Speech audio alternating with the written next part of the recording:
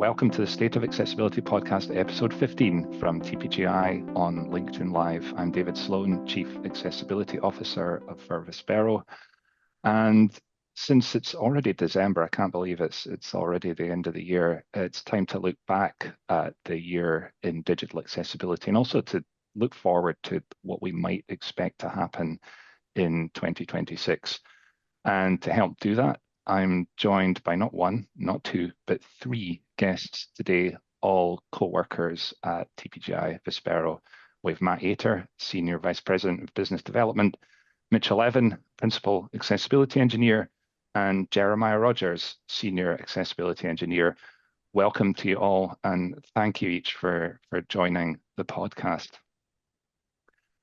So let's start by looking back at 2025 in digital accessibility, and we're going to kind of go around the table and talk. Each guest is going to share a significant event for them in 2025. I'm going to start with you, Mitchell. What was your big highlight in digital accessibility this year? Thanks, David. My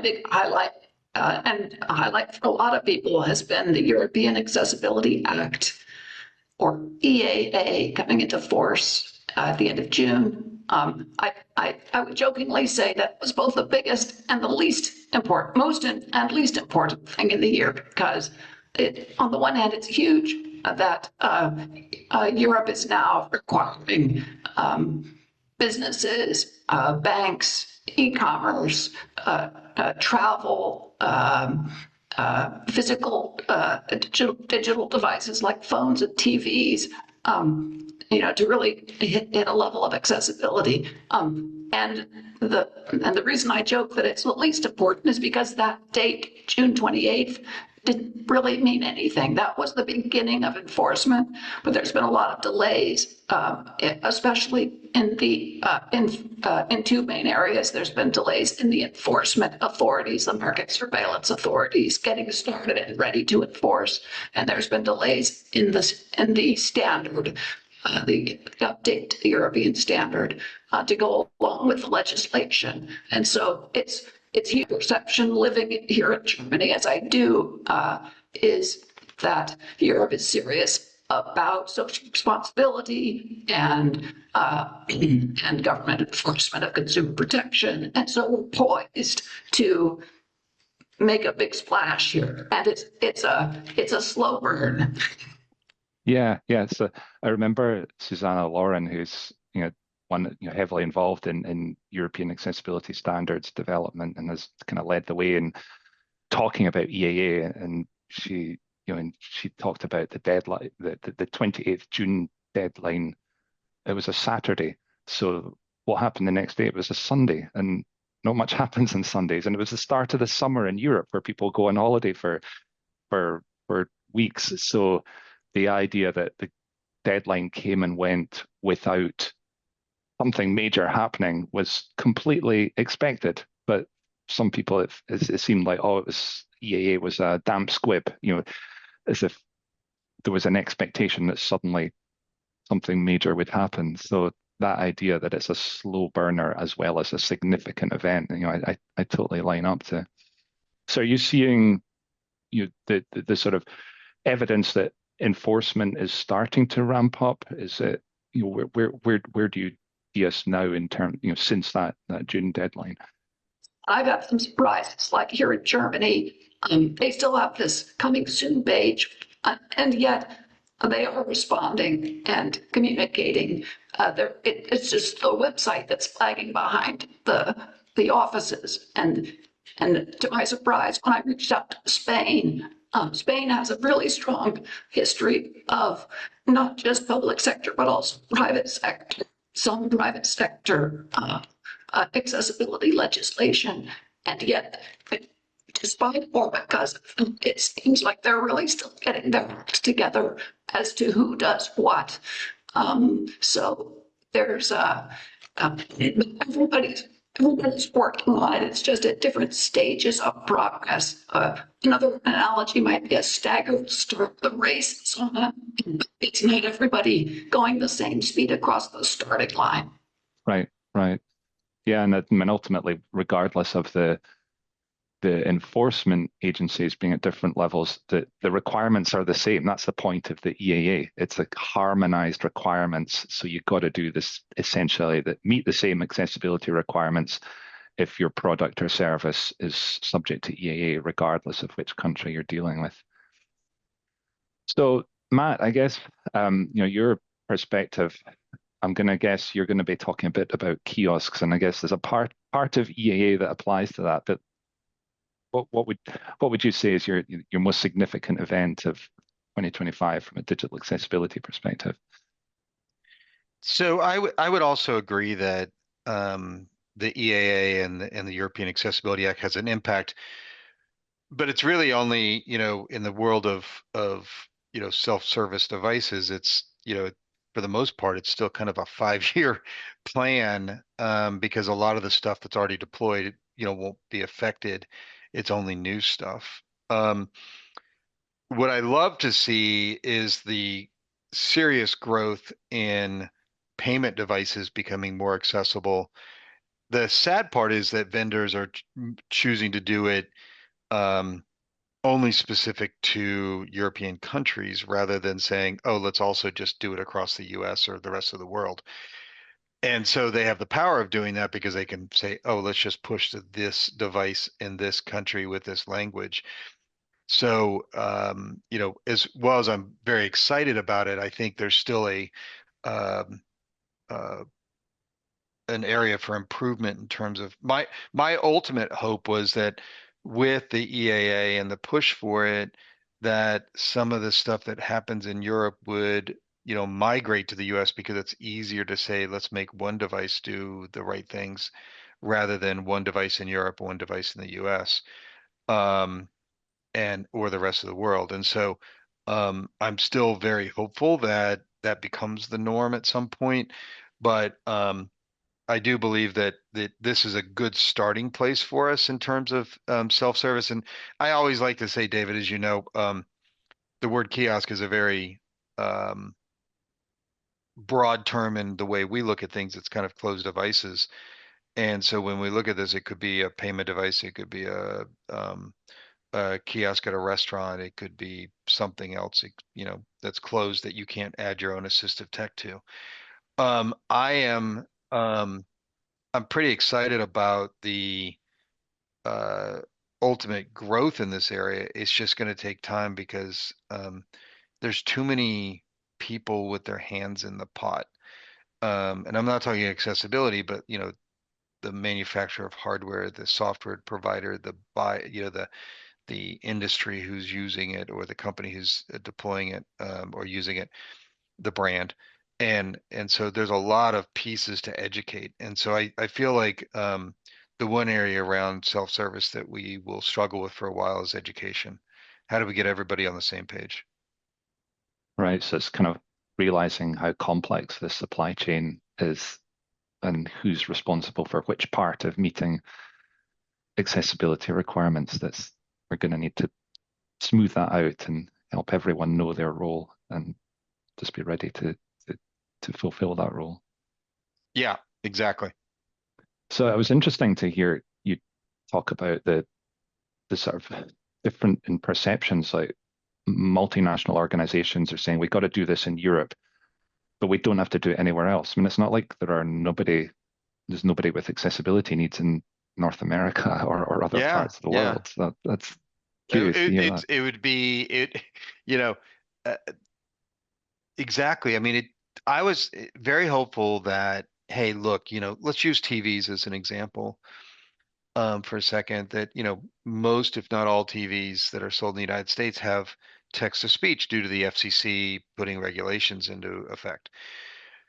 I was hopeful that, you know, as you go to another country, you would turn on the TV and it would have speech, and that's what happens today because, why would LG, Samsung, whoever makes TVs as an example, why would they create one for just the US market and something else? But I think it just comes down to the challenge of that supply chain, whether it's hardware, software, or the company who's buying it, they have to be on board. And the train stations and things in grocery stores around Europe and things like that, or restaurants, they're all not the same brands that we're going to have here. Maybe the hotel chains, maybe, but not those, right? And even the airlines, for the most part, are different. Um, there may be some, but you know, they're using different platforms. So it really just comes down to, you know, probably restaurants, and payment devices that have a big area of influence here of whether or not it goes global, if that makes sense. Hmm. And maybe the EAA is a kind of a way to help people make stuff happen and show it can be done. And it's technologically it's possible and economically it's feasible. So it's like the EA is the sort of proof of concept for organizations that are maybe a little more reticent to roll out solutions worldwide. So let's see let's see Europe be a success, and then the solutions are rolled out across the world. Yep. So Jeremiah, great to have you on the podcast. Do you want to share your perspective? What was the biggest sort of most significant digital accessibility event in 2025 from your perspective? Hey, David. Thanks for having me, and thanks for hosting the podcast. To me, the biggest accessibility win, if you will, from 2025 is multi-line braille displays and the adoption that we're starting to see of those across different assistive technologies. And I think there's two reasons why that's a big deal. One is obviously for those folks who are predominantly braille users and have been looking for the ability to get access to larger chunks of data at a time than a single line braille display would have traditionally delivered. But I think at least as important, we're starting to see significant amounts of research being done by government and educational institutions in particular, focusing on how blind children and professionals and students really and professionals and other users access information. How do they process information? How do they think about information as they look to pull it in, synthesize it, do something with it, et cetera?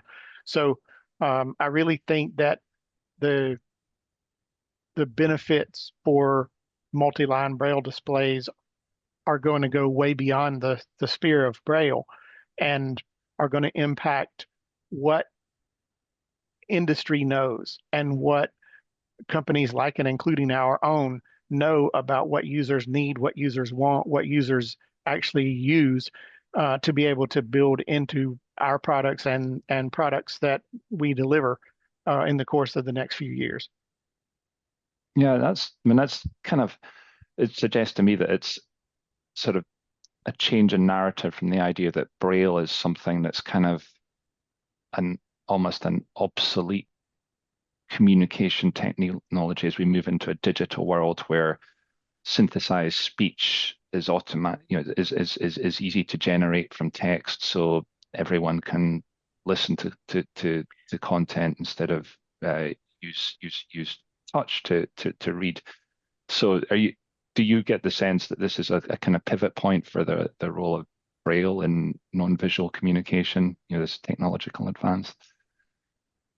I'm not sure that I would say it's a pivot point as much as I would say that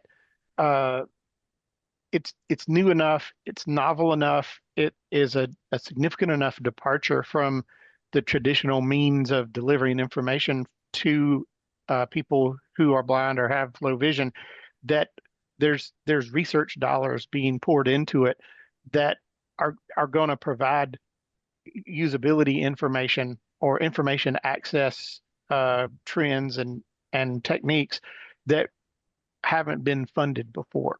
So I think that if I put on a crystal ball to go out a few years, I think that there's going to be takeaways from some of the research that's being done now that says, hey, when people are reading multiline braille, they it turns out that they use speech differently, or it turns out that they can process two different pieces of information, one right after the other, more quickly than they could if they were just listening to them with speech. So I think that as much as anything, what's going to happen is we're going to know much more as assistive tech producers and assistive tech users about ways that successful people ascertain and process information that will have been gleaned by the research done as part of these multi-line braille initiatives. Yeah. If I could jump in, David, I think Yeah. that there is this myth, that Braille's not the same medium or needs today because of synthetic speech, but I would argue that it hasn't changed. It just comes down to, are we doing enough with Braille? I mean, there's a literacy issue in this country for people who are blind, and the purpose of Braille is to give them the more qualified ability to read. Reading, as much as I say I listen to a book, and there's people out there who would say listening to a book on audio is not reading. I would still argue that it is, but in the case of Braille, in the case of education, in the case of workplace, what we see and have seen for years is that electronic Braille, refreshable Braille has done amazing things for people in certain workplaces. And when it comes to writing skills and reading skills, that is a big part of that. The main difference that Jeremiah is talking about also is the fact that you get to see more perspectives of one thing at a time than you did before with one line. And so when you're writing something or using a spreadsheet and you're only seeing one cell at a time and not the columns and rows around it, then you're not getting the true perspective of a spreadsheet. There's been a lot of focus on showing you graphics on these displays, these multi-line displays, and the work that we've done at Vispero to make JAWS support a multi-line display is way beyond that. Because we're not just showing, we're not focused as much on graphics as we are focused on the workplace. And, the concept of let's simplify a PowerPoint for one, second, when you give a presentation as somebody with vision, you have your notes slide to the right or left of your presentation slide on your screen so that you can read your notes. Up until now, a blind person would have to press a keystroke to go to their notes and then press a keystroke to go back to their slides. And now with multi-line and split braille and things of that nature, you can see them both at the same time, which is hugely beneficial for somebody to do a presentation. Yeah, I mean that sort of multi-dimensional access to information, a non-visual channel sounds. I mean, there's a enabling. reason why people in a workplace have two screens. Yeah. Right. And so why can't a blind person have that same opportunity to be able to have two applications open at one time? And that's what this is really doing. Yeah, yeah. I mean, it's great, a great example of an evolution of assistive technology that a lot of people might not have realized has happened, or the significance of happening.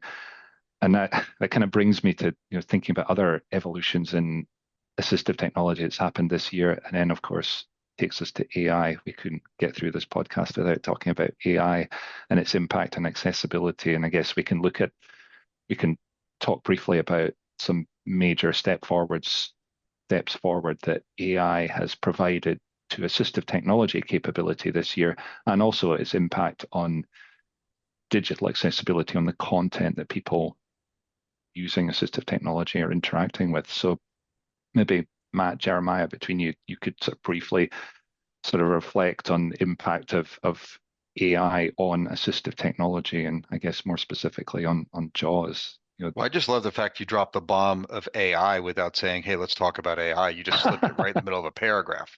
Yeah, right, Jeremiah? I mean, he acted like it's no big deal. It's just AI. Come on. Absolutely. It's Saturday. It's AI. We've been on the road of AI within JAWS and Fusion and assistive tech for a little bit, But I think that some of the direction we've been going, and I'm going to connect this to the accessibility industry for a little bit, just for a second, because, there's this argument that the assistive tech does not need to fix things that should be that are broken on a page or an application or something. And maybe that's true from a testing perspective, but from a user being able to perform a job, sometimes we need to find a way to make sure that they're not inhibited from working because somebody hasn't coded things correctly. And I look at the AI labeler is a good example within JAWS to give the user the power to label an element using AI when something's not properly labeled. And we've all been on meetings like webinars and things of that nature, and we need to read slides. And why can't we use something like Picture Smart AI to read those slides? And I'm sure, Jeremiah, you have some other thoughts on this, but it's like we can't stop work, and we can't inhibit blind people or people with low vision to be able to do their jobs. And some of these AI components, are hopefully going to give them the opportunity to participate in areas that they couldn't before. Yeah, I mean, at the end of the day, most screen readers can deliver stuff that's properly coded well. I think what separates the great assistive technology from the rest of the assistive technology is the assistive tech that allows me as a blind user or somebody else as a low vision user to delve into what's there and what's not working, to try to find a path to move forward. It's a little bit like walking into a building if you haven't had orientation and mobility to that building. You don't want to have to stop at the door and wait for somebody to show you in. If you can use your cane or your dog or your other senses, and figure out where the door is and figure out where the stairs are and figure out where the cinnamon buns are, then at the end of the day, you win. And you win whether or not everything was laid out and prepared for you. So I think that AI does serve a very valuable purpose, or has the potential to serve a very valuable place in the toolbox for figuring things out when they aren't coded as well as they could be. I think that's probably the best argument for AI I've heard, is that it helps you find cinnamon buns more quickly. Hey, I was in an airport yesterday or 2 days ago, and every time I, turned a corner and could smell Cinnabons, then that was like a landmark for me to get through this airport. So totally get it, Cinnabons. Yeah, my cultural reference with cinnamon buns has always been Swedish until I watched Better Call Saul, and then I'd never heard of Cinnabon as a store. But anyway, I'm digressing. So I mean, from an AI perspective, Mitchell, you do a lot of work with clients and helping advance digital accessibility strategy. You're probably also got a sense of the changes in patterns of issues that we find when we do audits and other kind of sort of reviewing digital content for accessibility. Do you get a sense that there have been general changes in those patterns this year? Has AI caused changes to the types of issues that an accessibility auditor might find, or the kind of support that organizations need for digital accessibility?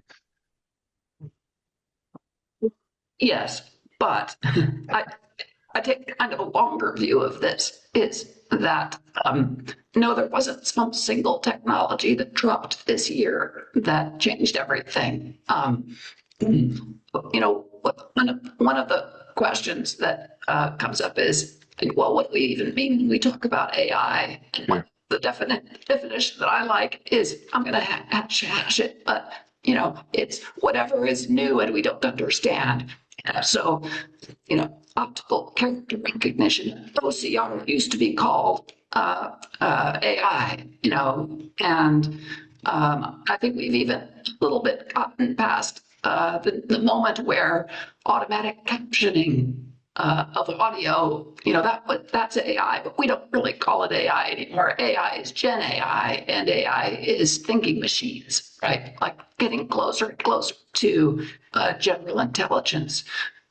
So, I think if we take a longer view of it, it's, we've been using AI all along. I use, I I use AI to analyze a screenshot. I'm sighted, but I use AI to analyze a screenshot and extract information from it, that sort of thing. So I would change the question a little bit and just say, what are our tools doing with us, doing for us, with us? Oh, that's a slip. What are our tools doing for us that they weren't doing before?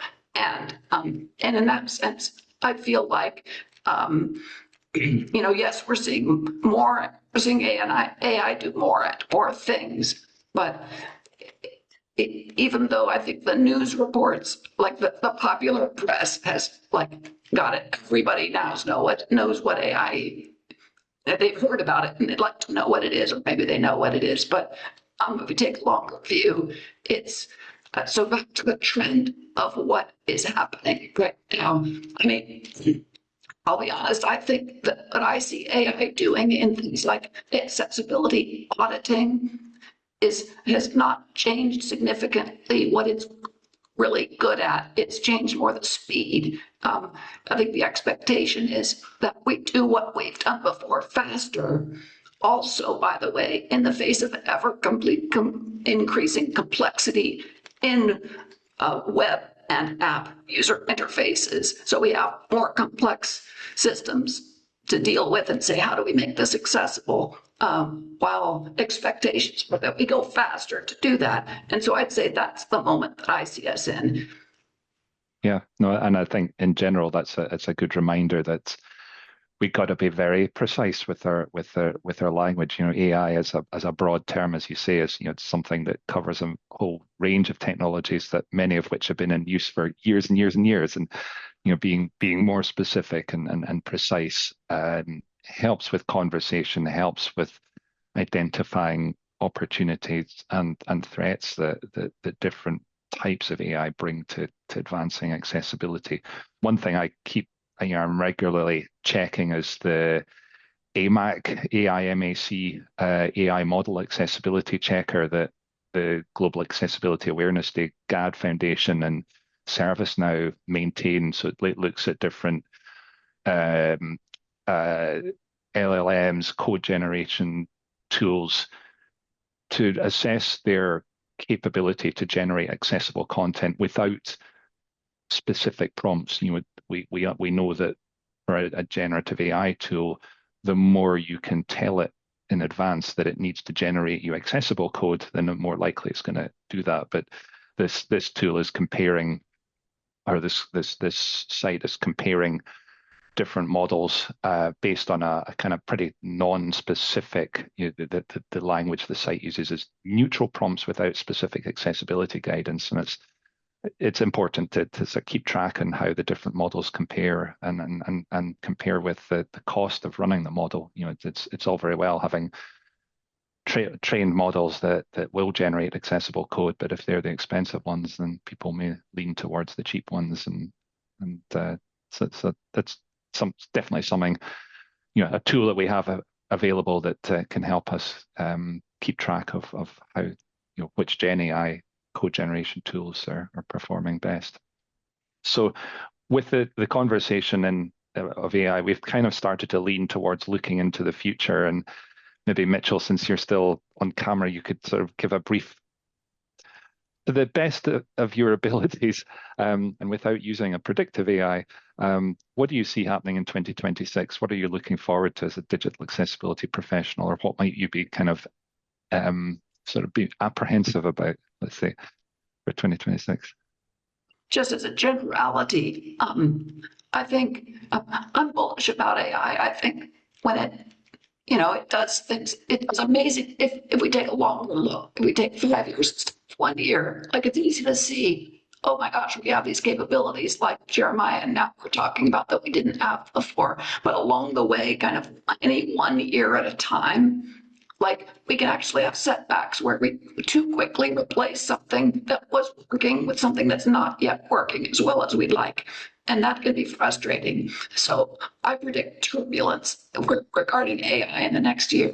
And that's probably true, not just of accessibility. We're going to, see, I don't know. Well, a lot of people have experienced chatbots, for example, instead of a human. It's like that's a good example of something that everybody's experienced. Like initially, that can be pretty frustrating, but then eventually, if you get it right and you mix the tech with the human in the right way, that's the sweet spot, the Goldilocks spot we're looking for. But there's going to be disruption, and that's a good thing, but there's going to be temporary setbacks. And so, I think that's a kind of a pretty safe, broad prediction. Yep. Getting back to, go ahead. I was just going to say, so we need to buckle up our seatbelts for 2026, as you're saying. Right. Regarding Europe, then I mentioned briefly the standards. So there's multiple standards. The one that's most talked about is the EN 301549, EN 301549, as the main digital accessibility standard for Europe. It's already there. It's been around for a few years. It's getting a refresh. Accidentally the same word as Section 508. I didn't mean that. An update is the better word. And an important update because it shows how to meet. It's a more specific way of meeting the European Accessibility Act, especially when it comes to hardware. We talked about long lead times. There's been a lot of frustration from hardware manufacturers. Like, software, we can respond in the next year, but we're investing our tooling and everything, and you haven't really told us what's on the test that we have to pass. So that's going to be a big deal. It's already in a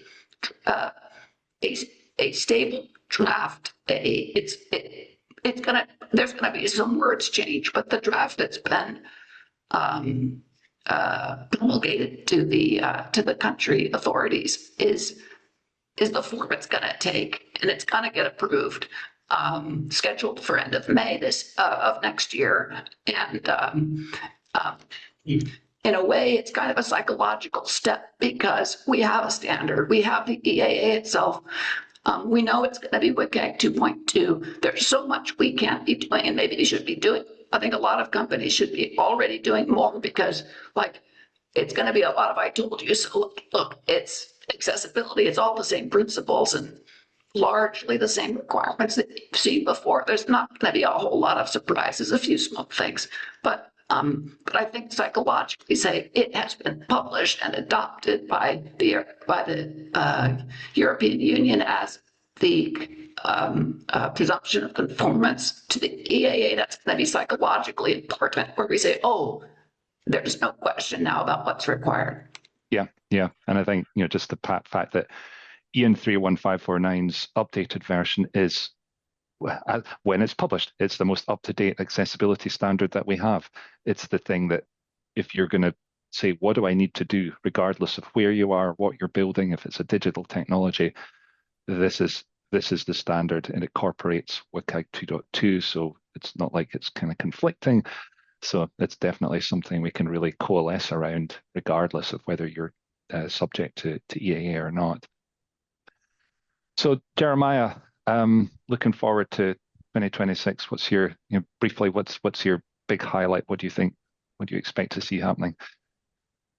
So one of the things we talked about a few minutes ago was AI, and being able to use AI to bridge accessibility gaps where content or applications are not coded to standards that allow assistive technology to interact with that content natively.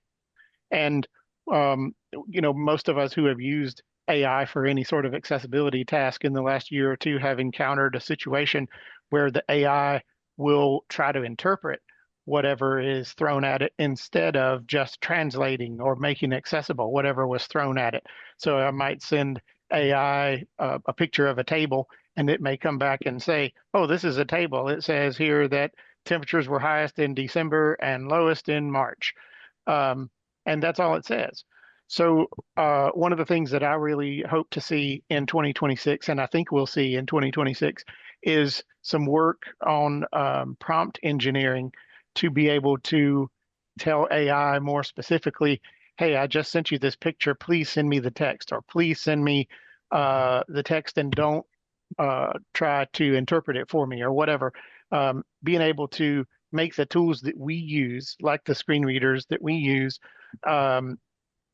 provide that information to AI in a way that can make it come back to us in one take instead of two or three or four, will make the use of AI more efficient and more beneficial to the end user. So that's what I really hope to see in 2026. Yeah, super powering assistive technology through AI, or harnessing AI as an assistive technology, and in the broadest sense. And Matt, I guess you might want to add to that. Yeah, I mean, I would say that, Jeremiah had mentioned, where AI can jump in and fix things that aren't accessible, but we're also using AI to allow us to navigate better and find things on a page faster. And with the JAWS Page Explorer that's found in JAWS and Fusion is a good example of me. I land on a page that has a lot of content, and all I want is the phone number. I don't want to go read the whole page. Why can't I just quickly get that?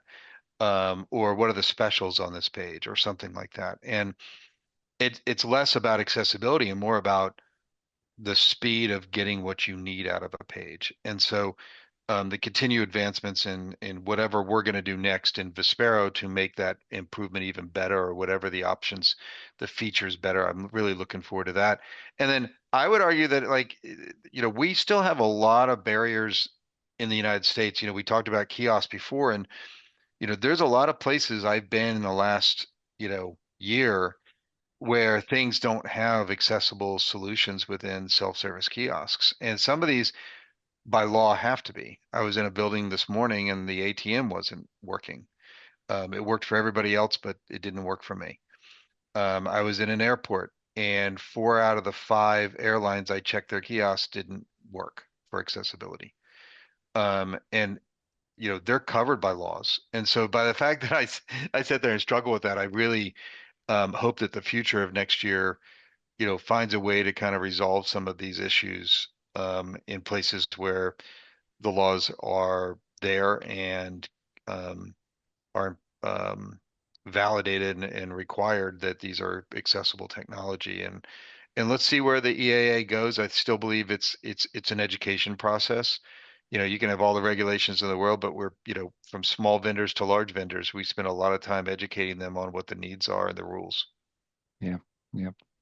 So all in all, it sounds like there's a lot of accessibility work that's going to need to be done in next year, and we're all ready to help do that work.